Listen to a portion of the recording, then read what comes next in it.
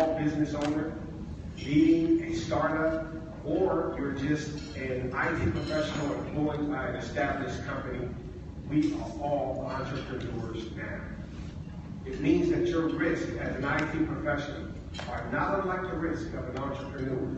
It means you now have to consider money, time, opportunity costs, setting aside capital for your own professional training, and for downtime when you find yourself in between contracts. And since corporations are making market-driven decisions concerning their workforce should also make market-driven decisions concerning them. Consider Atlanta, a city that is fast becoming the global leader in financial technology. Globally, there were over 135 billion payment card transactions annually, representing about $2.3 trillion of consumer and commercial purchases.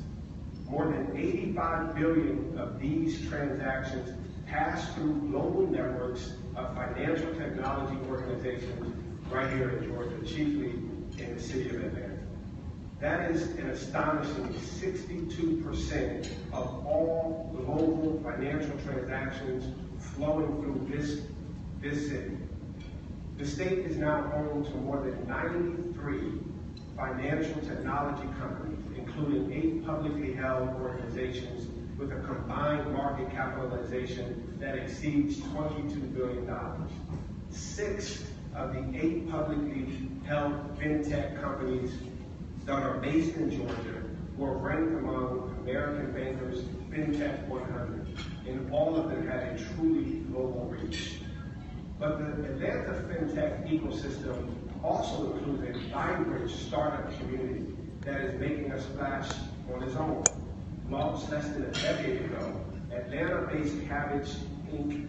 is an online financing corporation that works with eBay and Amazon, and Etsy and Shopify and Yahoo Store to provide working capital to small businesses.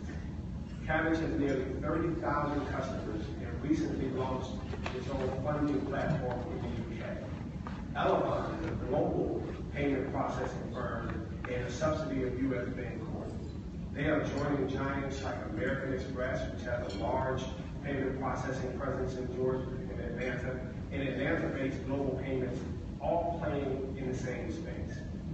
Representative of Atlanta's emergence as a global leader in the fintech space, 15 years ago, a startup called Intercontinental Exchange recently acquired the legendary New York Stock Exchange, the world's largest stock exchange by market capitalization of its listed company at $17 trillion with an average daily trading value of approximately $153 billion.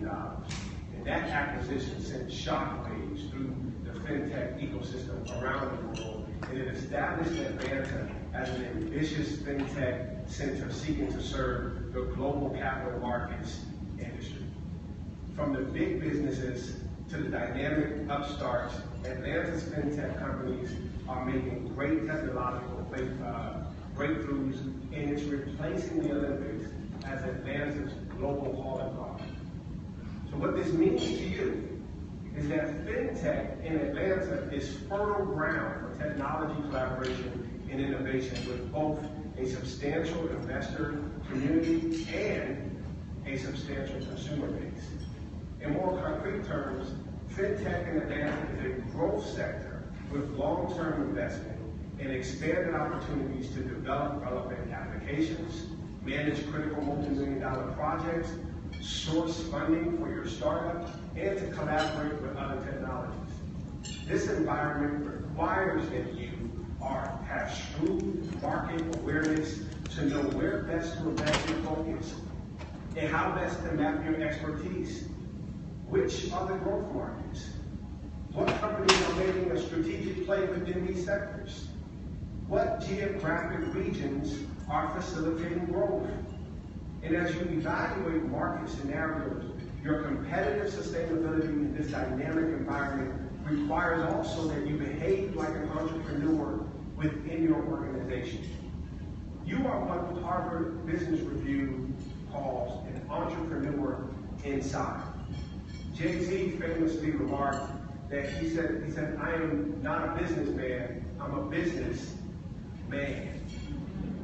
The modern worker is not an employee of a business, she is a business. Taking an entrepreneurial approach to your profession requires that you regard the organization that you work for as your client, not as your employer. Consider the janitor. What's the difference between the janitor employed by a corporation and the owner of a cleaning service that is contracted to provide janitorial services to a corporation? The janitor will execute the tasks that are given to her using the tools and products provided to her within a set of constraints. The owner of the cleaning service has to consider the client's requirements, of course, but she also has to consider adding value. She has to concern herself with the cost of the service she provides, considering the cost of the product run rate, the delivery times, and a competitive analysis. That is to say, what are my competitors doing vis-a-vis these same services? Imagine were that janitor employed by a corporation to perform a search to learn the cost of the product she is given, and then present to the corporation a less expensive alternative.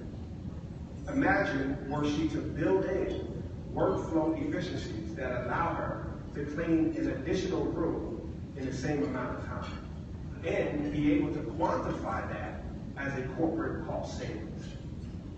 Imagine if she secured additional clients and negotiated a business development rate with the corporation such that her income grows as their income grows. The modern IT professional, though she may work within an established organizational context, by taking an entrepreneurial approach to her profession, can add value to the corporation, become a trusted advisor to executives, and ultimately increase your bill rate while you're adding revenue streams. Now add globalization to that mix, and it means that you are now competing with talent from around the world for local contract opportunities. Now there is an added pressure to market yourself, and you cannot market yourself very well until you first know yourself very well. Know what you've done, for how long, and with whom. Know the scope of what you've done. What's the size of the budget? What's the size of the team? What are the risk impacts? What were the risks for things to go wrong in the return on investment? What were the rewards when things went right?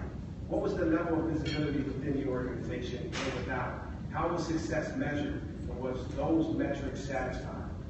Having the capacity to speak of yourself and your experience in these analytic terms indicates that you are senior and that you have a panoramic view from your role within an organization. And it demonstrates that you are not merely a cog, but rather that you see the full picture. I maintain a running journal in an Excel workbook for every client and this running list, what projects I've worked, what tools and technologies I use, and all the details that I mentioned earlier, the scope, the visibility. I mapped that against the leading industry certifications, and then I drilled down to the core knowledge areas of those certifications. And I can tell you for each client or each project to the core knowledge areas of those certifications. I can tell you whether or not I have a direct experience in that core area. I call this my skills matrix. I then map my skills matrix and those experiences against a particular opportunity, and then I weigh them accordingly. This is the competency index. It's what I use to determine the opportunity cost and the intensity of my desire to explore that opportunity. Knowing yourself is critical to marketing yourself. You are your product.